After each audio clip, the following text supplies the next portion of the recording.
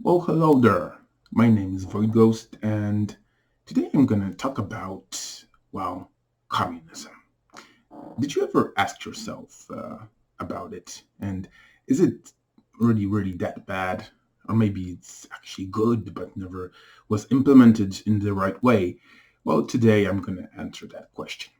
So, first, where did this idea come from? Well, you probably heard about Karl and Marx. Those guys were actually living in Great Britain, and they basically invented the idea. Of course, it's not like it just appeared out of the top of their heads. Um, it was lingering here and there in one or another version. You have to understand that Europe and most of the rest of the world was in some sort of feudalism system for the majority of its history. So wherever you went, there was some sort of king or emperor or some other such official, and he was in charge of the country. However, those were actually different ways put into one. So, ways of ruling, that is. You could have a monarch that was elected each time by the nobility, for example. You could have a monarch that was basically the son of the previous ruler, right? So, was communism the only other option? Well, democracy is a very old thing, right? From the Greeks, it came. And then it looked quite different than what we have now. Now, the Western world is actually a republic or a set of republics. The European Union, for example, is a set of republics, and the USA system, the Canada system, whatever you look at, most of democracies are not democracy in the traditional sense of that word. That is, you elect your representative, and the representative actually makes the decisions, and you can't actually change them, those representatives, along the way. So, how did communism approach this? Well, actually, not that different in this way. It was kind of willing to give people the deciding, well, decision making, basically. So it was kind of based around democracy, really, in its concept at least. That is, people should actually judge others. You have like the jury in the States. It's not present everywhere, not in every democracy, definitely. But in some situations, you have the jury that it decides the fate of a convict, for example. And this was in early communism too. And you have things like, well, this isn't compatible with what we have today, and that is the redistribution of goods. So, in communism, in theory, you should have no rich and poor people. Everyone should have pretty much the exact amount, the same amount of goods. How much that is, well, that depends of the production capacity of the nation in question. So if the nation produces a lot, then the communist system should redistribute that evenly and justly among the population, and then everyone should have an equal share. At least that's the theory. So, what else did it want? Well, you of course can't totally say that there's going to be no property. Uh, People will have a certain amount of things, right? even at that moment where certain goods, let's say food, were distributed, you get that food and you can do whatever you want with it, right? So for a moment, you have some property. You have your clothes, you have, well, some other stuff, but ideal communism is ready to redistribute the goods wherever they are. So if you pile up a lot of food and they say, oh, the rest of the people need that food, then they're going to come and take your food and spread it around. But if you have no food, then you're going to, in theory, get some, right? So that's the ideal anyway. Now, um, where was it implemented? Well, the most known example is Russia, or it was the Tsar Russia. So the Tsar was basically an emperor that ruled the country.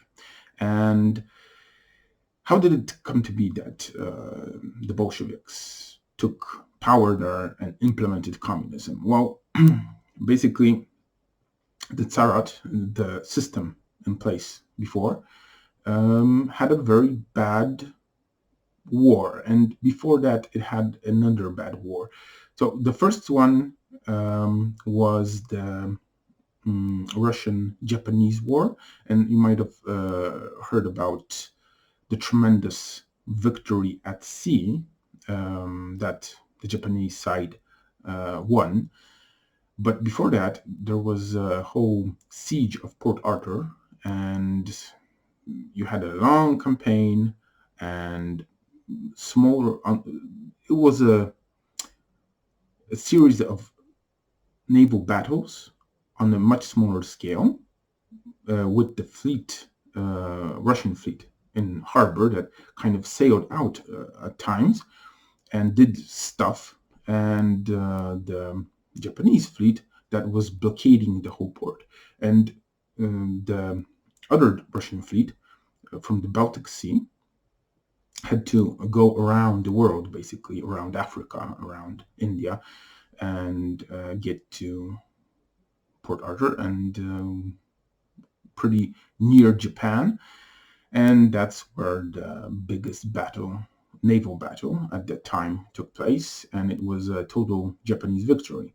So that was the first strike at the legitimacy of the Tsarist system. And then, World War One happened, the Great War, as it was called then.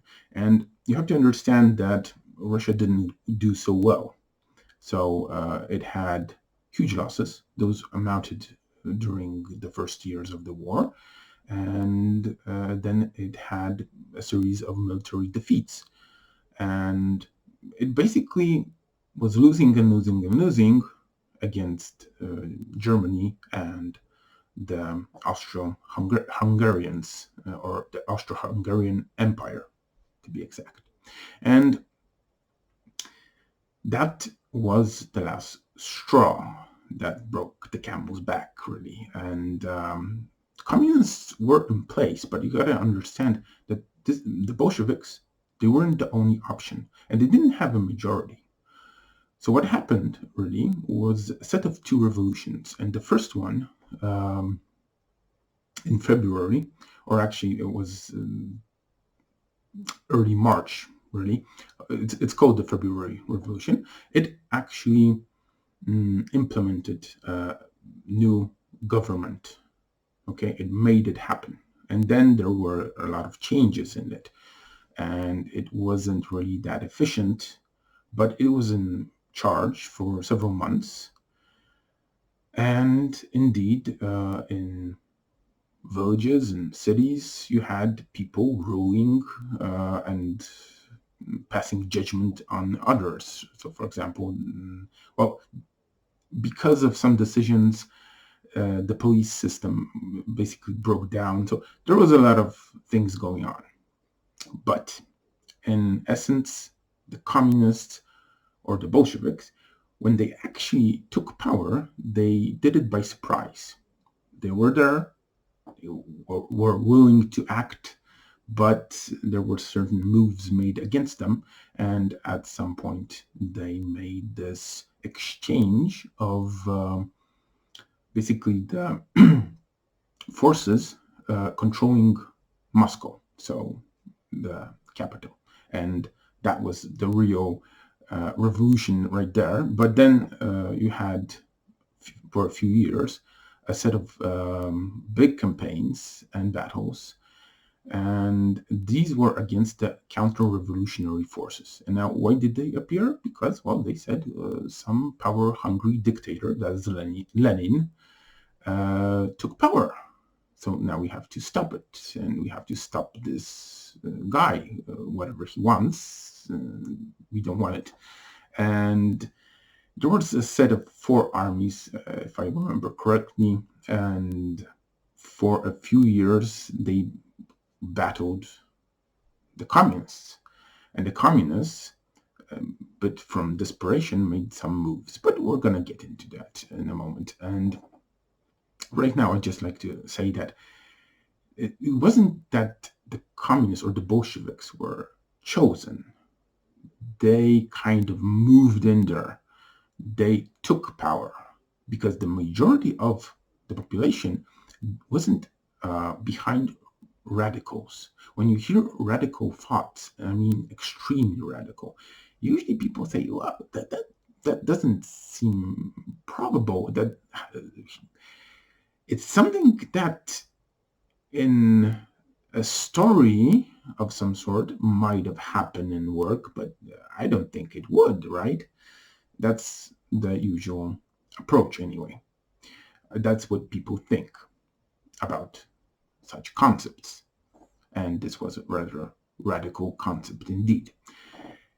Now, let's just visit two other countries that also had its change to communism. The biggest one, China.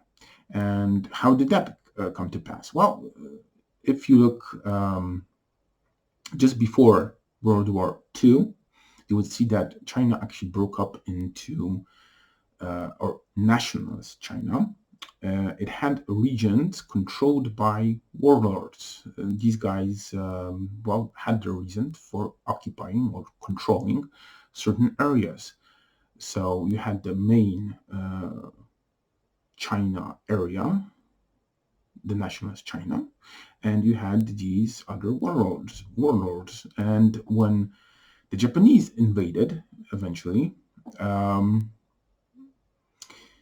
at first, the main Chinese forces, that's the nationalist Chinese, they tried to battle alone, but very quickly others joined in, and you could say that forces kind of worked together.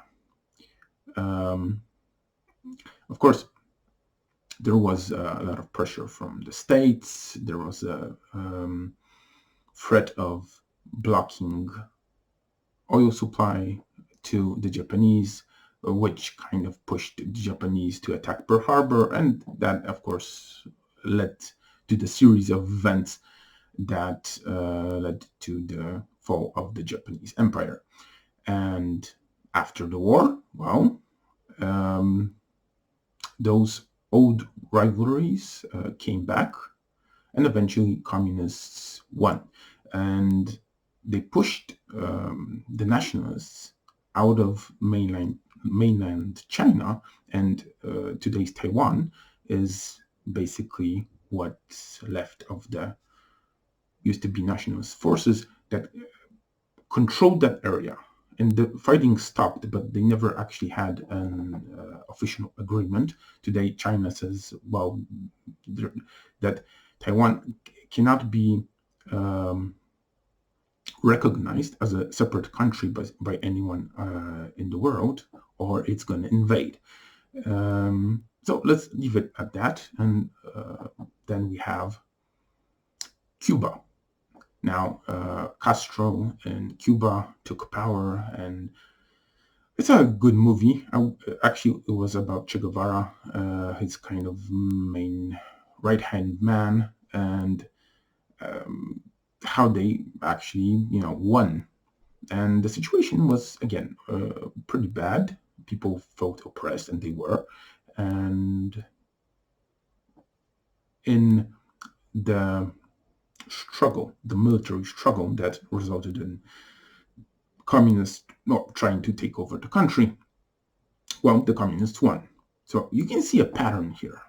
It's usually not a decision by anyone in power or by the people that gives a country a new direction, and a communist direction, that is.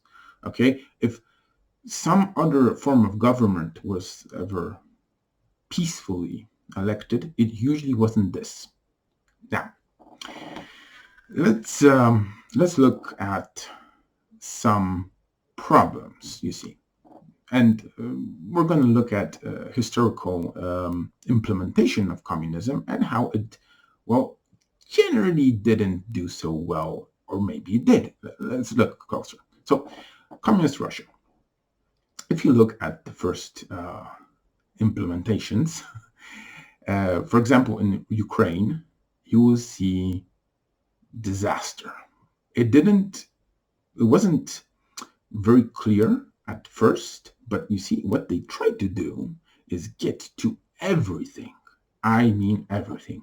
Private property, uh, goods stacked somewhere, and try to just redistribute those. So you had, of course, people coming to an official elected, or sorry, put in power in a certain area, and saying, well, we don't have, and here was a list of goods that one or two of each you should have, right? But you shouldn't have more. Were these goods? Or like shoes, for example. You had more than one pair of shoes. That's too much. But, and so they would take your shoes. But if you had no shoes, or your shoes fell apart, well, then you would get one. And anything, pantyhose, articles of clothing, food, anything you can imagine, they try to redistribute this.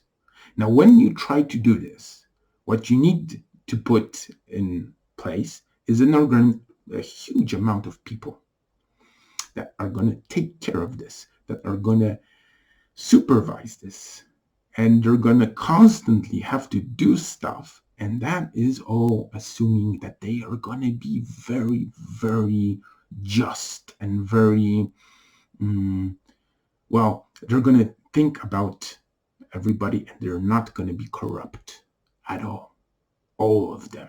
Okay, and you can you can see right now that is probably not what's going to happen. That's how we people are. We try to get more stuff sometimes, right? And if you have very little stuff, then yeah, maybe the government is going to provide more if it says so, but maybe it's not. So you always try to prepare. You always try to get a little more. And that, unfortunately, makes such a system very, very inefficient. And indeed, for the first year in Ukraine, it looked like they did well, because they made these collective farms, for example. And it seemed that, okay, people are now working for the common good. But the truth is, the only reason why they did fairly good for the first year was, first, there was a lot of stuff piled up in there, which they started to use, redistribute, and then they had a very good year. The climate, basically, that was the thing. And the next year, the climate, well, what it is. So the next year the crops weren't that good. And what had struck there was hunger. And through the next, I think, year or two, about 4 million people died, mostly from starvation.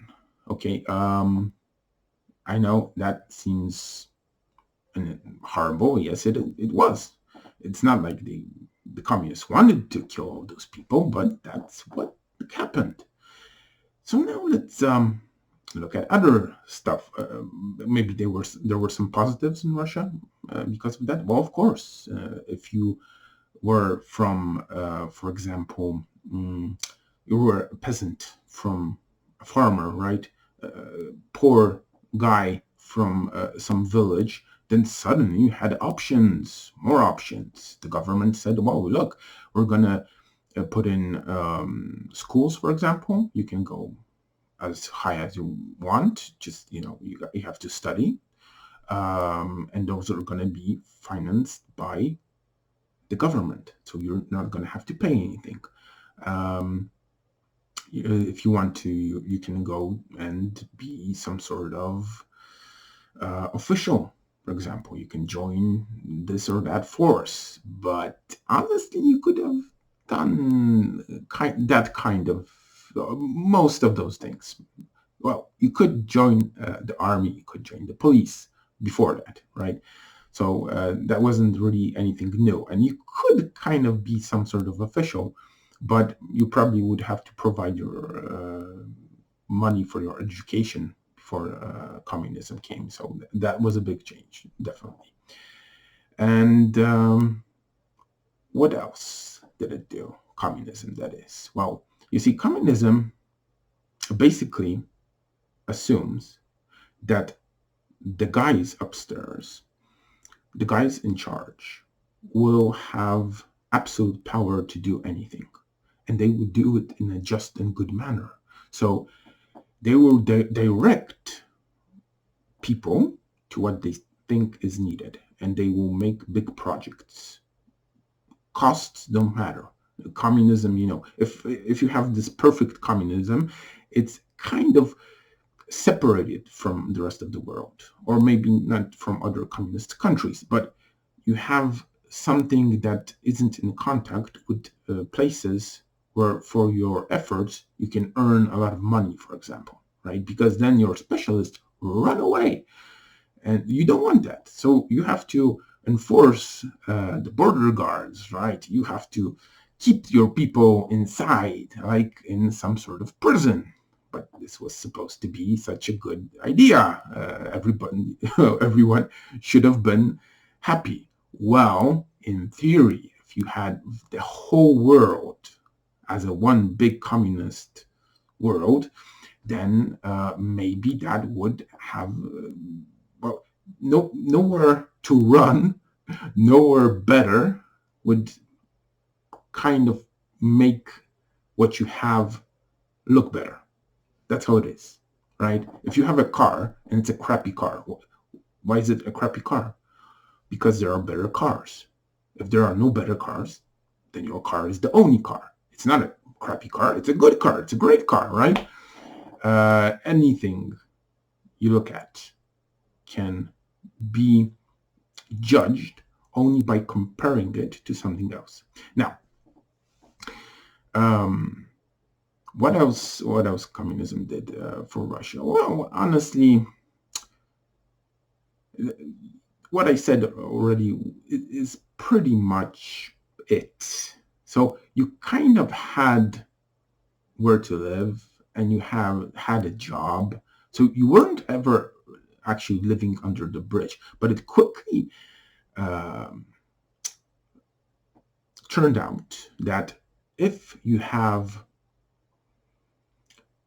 a lot of people put on redistributing the goods, and then a lot of people on policing those people, so those goods are really redistributed in an even manner, then the production of your country drops. The only thing that didn't actually drop was the necessary military production. Okay, so that development in that area was always high in Russia, and why? Well, you had threats. You had the United States. You had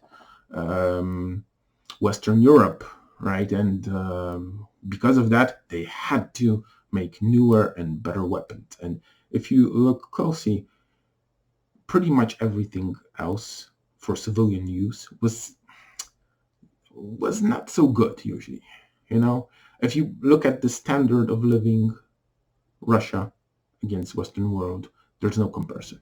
There's this funny moment from a movie um, where this guy from Russia, I don't remember the actor's name, but the guy from Russia comes to the States, immigrates, and these are in the 80s or 90s, I think 90s even.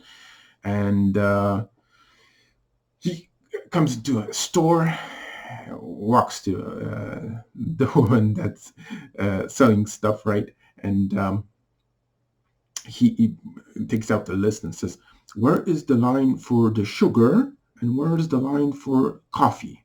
And she looks at him and says, "You want coffee?" And he says yes. She points behind him and says, "Coffee is there." He turns around and has this alley full of coffee, of course, right? So on the right, on the left, you have brands, and there's no one else buying anything there. He like makes a few steps and faints, and that's a pretty accurate description of how different it looks, and I'll get to that in a moment. But let's look at well, actually, you know what other issues we have. Let me summarize one such issue. You see, in communism, you assume that everybody is going to work for the common good, even if they don't want to. So, if they're working, for example, in a factory, you need to make these limits, something that you have to make in a certain amount of time. For example, this month, you gotta produce a certain amount of whatever you're producing. Let me give you an example of that. This was either during World War II or shortly after. I think it might have been after. There was this factory in Russia producing chandeliers. So, you can hang them in your room and have a beautiful thing with lights. And first, they had this limit, and I don't know which one was first actually, but at one time they were ordered to make as many as possible, right? And there was an amount of these chandeliers that they had to make. So what they did is make these flimsy, extremely low on materials things that you put little pressure, oh, they broke, right? So the officials saw what happened and said, "Oh yeah, then we will we'll direct this in a different way." So how do we do it? Oh yeah, we're gonna look at the mass of what you produce. Okay, said the factory. And what did they do? They make these massive chandeliers that no ceiling could actually support, no ceiling at all. Okay, so they were practically totally useless, but they were massive. And because of that, on paper, they did extremely well. That's communism for you. That is the higher ups trying to regulate people without the use of money and what's profitable for the company, or in this case, for a factory. The factory just needed to make that limit. If it made more, let me address that too. You see, there's an example. I read it in a book. These were the memoirs of Colonel von Luke. I don't remember his first name, but he was in the division of Erwin Rommel. You might have heard of them in World War II. Well, he was in charge of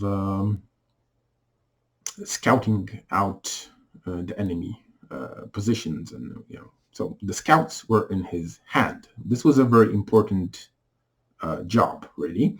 And he went through the whole war and eventually he ended up in a Russian war prison. And in his memoirs, he described a few things he encountered. So, first, the German prisoners were put in this big camp, and the situation wasn't good. Some people died. And why did they die? Well, mostly because um, those guys in charge of the camp subverted some of the stuff that was going to or should have gone to the prisoners. So what happened? Eventually, they got together, the prisoners that is, and decided they were going on a hunger strike. And now that got the director scared because you see, a few prisoners dying here and now on paper, that was okay. That was not a problem. But if he would really get a big bunch of them dying, he would lose his job and maybe his life even. The officials would look at him, and he didn't want that. So that actually changed his mind. Later on, they started to try to get some work, around, not just sit in the camp and do nothing. And one of such groups that got some work were guys that went and worked in a mine. I'm not sure what they were mining. Maybe it was coal. I don't know. But the thing is, they decided that they're going to show the Russians that they can do stuff very, very well. And in the next week, or maybe it was a month, they really did better than all the other groups in that mine. So the director of the mine comes to them and says, "What the hell are you doing? Are you freaking insane?" They, that is the higher ups, will increase the limits. Now everybody is going to have to do as well. And you really put your effort in it. And that's exactly what the higher ups were doing. They looked at the brightest example and assumed that that is the standard. That is what everybody else should do. And everybody basically knew that. And in every possible branch of production, doing anything, you would have people stalling, not doing their best. Because if they did their best, they would have to maintain that standard all the time. And today, do we not have that in any particular area of a democratic country? Well, of course we do. The police, for example. If you look closely, the police are usually expected to maintain a certain level of, well, either caught criminals or the criminal acts solved. So something happens, right? And they catch the burglar, they catch the murderer, or the level of these acts go down. Whatever the method, the police is very good at tweaking what they're doing. And they have to, because they're judged by what's written on paper, not by logic, really. So, for example, let me give you a small example. You got a road, right? And maybe this is a part of a larger road system. And you got policemen, traffic cops, let's call them that. They look at this road and they have this road in their area of, what they take care of. And now, at an end of a year, a particular year, the amount of people on this road that normally died on it drops. And now that's a problem. What? That's a problem? That's a success. Well, that means that if instead of, say, 4 people die, 2 die, you have, at the end of the year, a certain amount of deaths. But this is a freak accident. They know that. And in the next year, they're going to have 4 people dying again, probably, statistically speaking, which means that they will have an increase of deaths 100%, which is tragic. So if they can kind of, well, sign that person that died somewhere far off, or a bit off over there to their region, well, that's great. If they can increase the amount of deaths just to that amount, if they can, they're going to maintain the proper amount through all the years. And that's going to be perfect. And that summarizes communism. People trying to do not too much. Because if you have a level of whatever you do, okay, activity. So a level of activity that you can maintain all the time, and it's low for you. That's fine, because you're not gonna really have a big bonus if you increase that.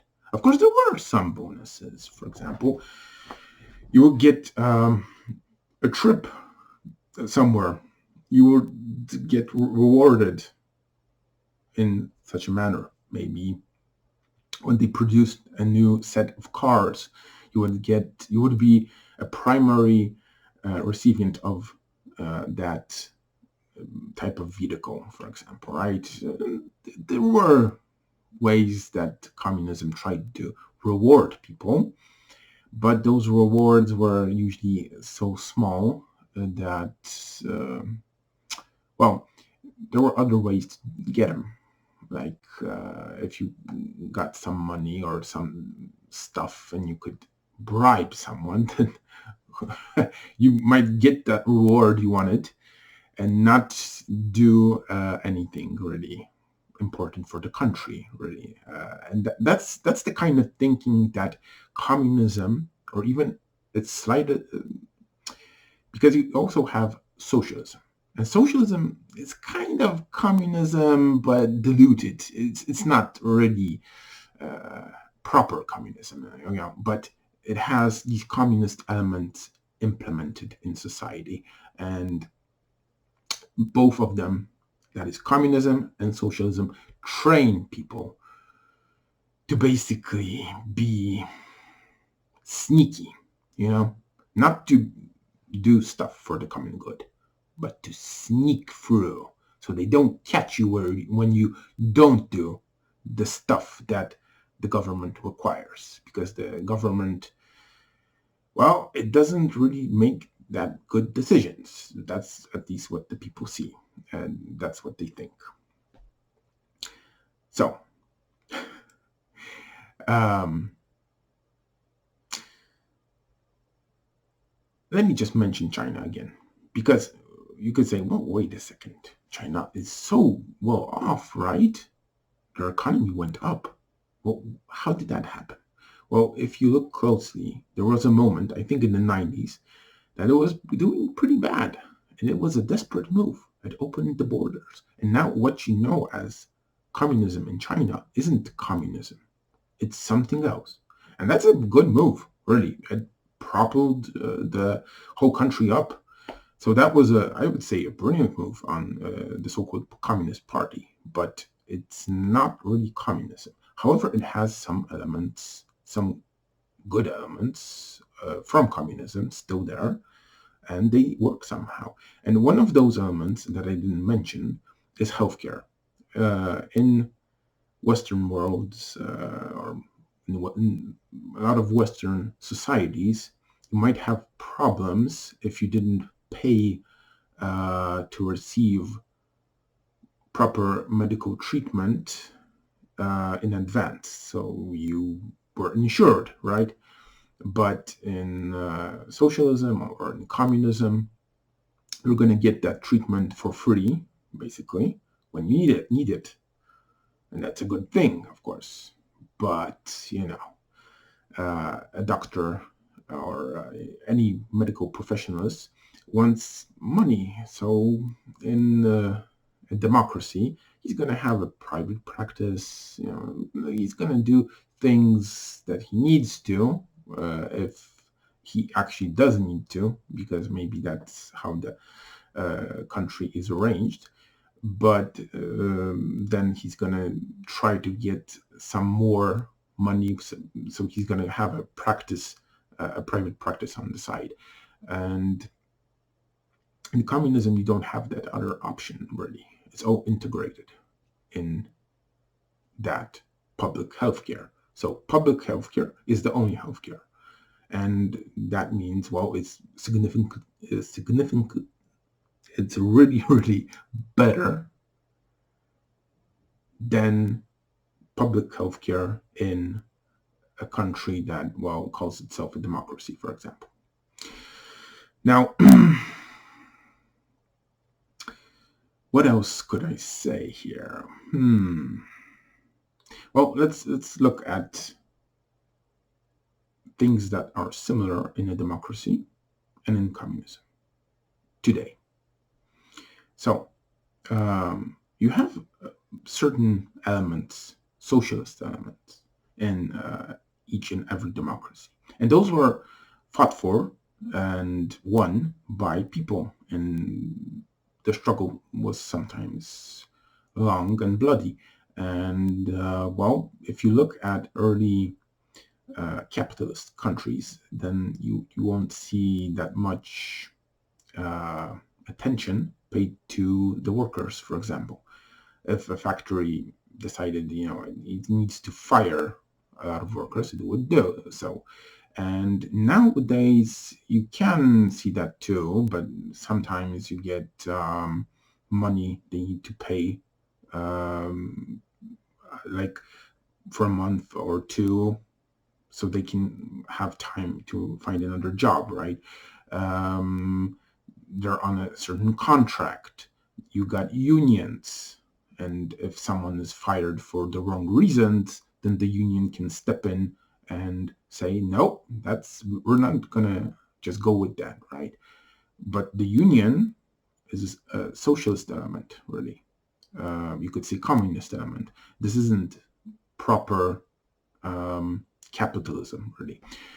So what about healthcare? Well, in the United States, you had Obamacare for a while.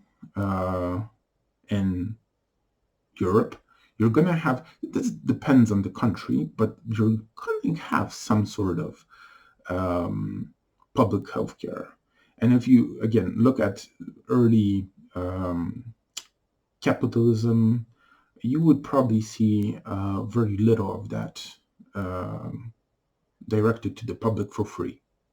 So you didn't have money, well, sorry, you're not going to be treated for whatever ails you, right?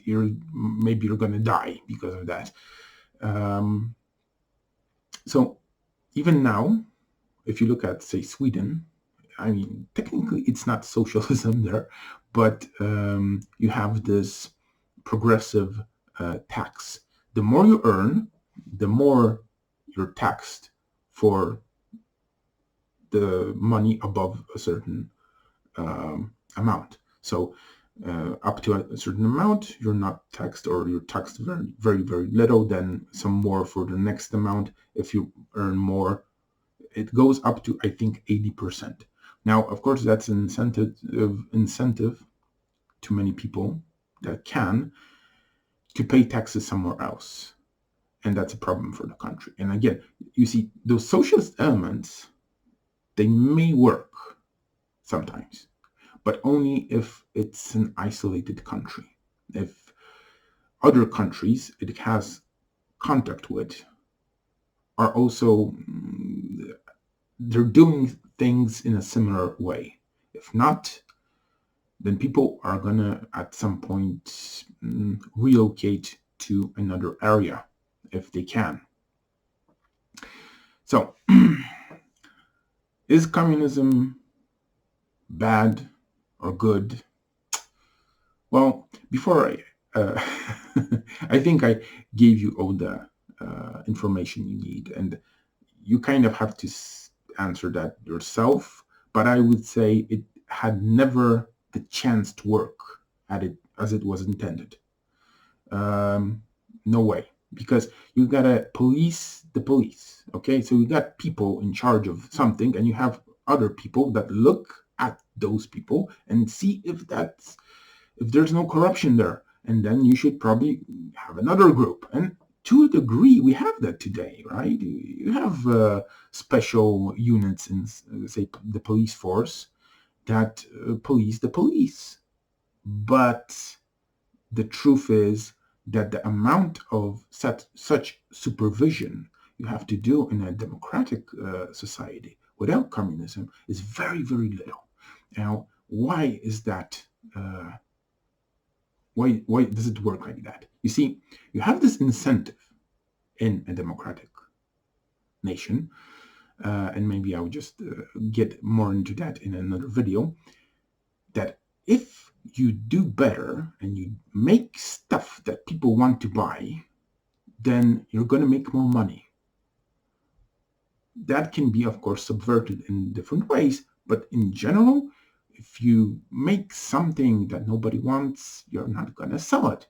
If you do make a demand, of course, then maybe you can produce something to fill that demand that you yourself created, right? So it's not an extremely simple thing, but in general, the public demand makes things happen. So if there's a change in society, if there's change in production, if there's a new technology being developed, people influence that in a way.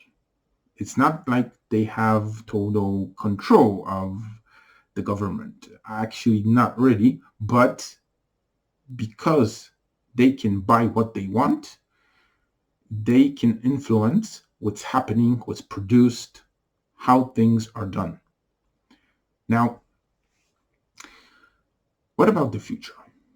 Okay. And actually, one more thing. You see, I already kind of mentioned it, but communism was supposed to be governed by the people.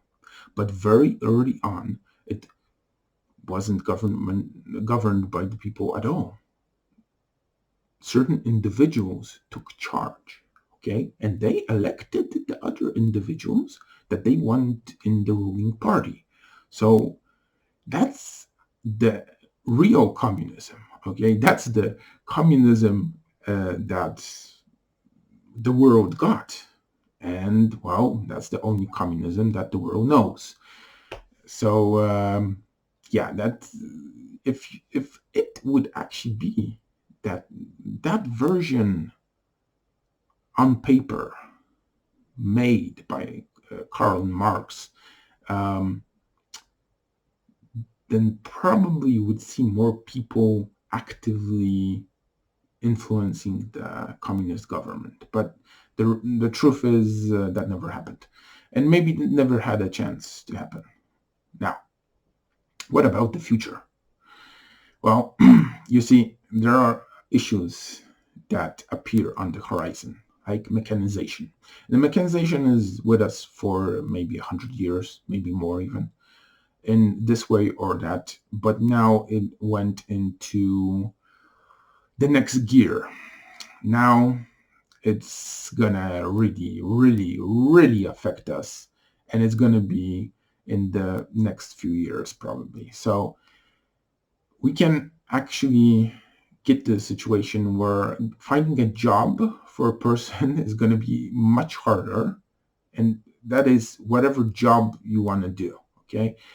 And eventually, more and more types of jobs are going to pretty much disappear, and eventually you're going to be, well,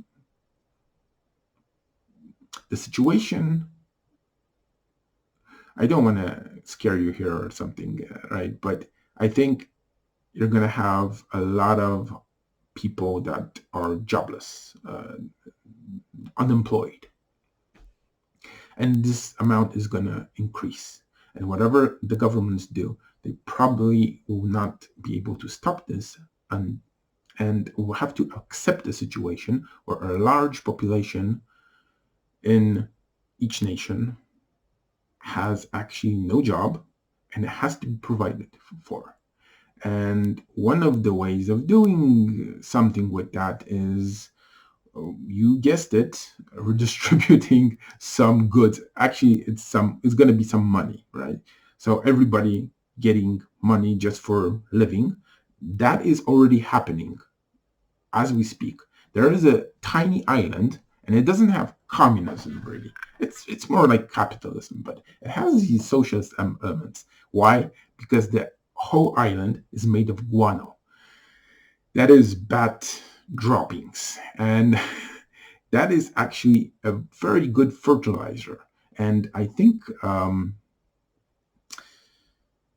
New Zealand, I think half of New Zealand is apparently using fertilizer from that island. So this rather small island needs just to dig its earth, basically, put it in bags and sell it.